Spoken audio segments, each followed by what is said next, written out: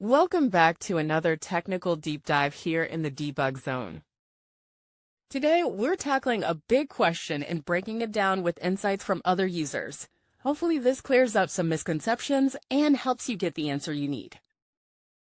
So buckle up, stay a little curious, and let's jump right in.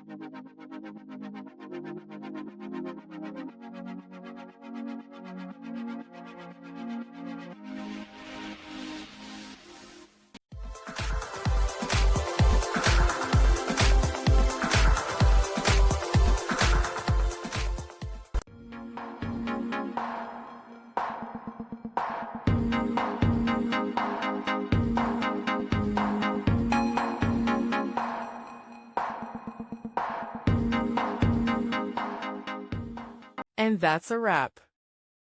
I hope you found the answer you were looking for.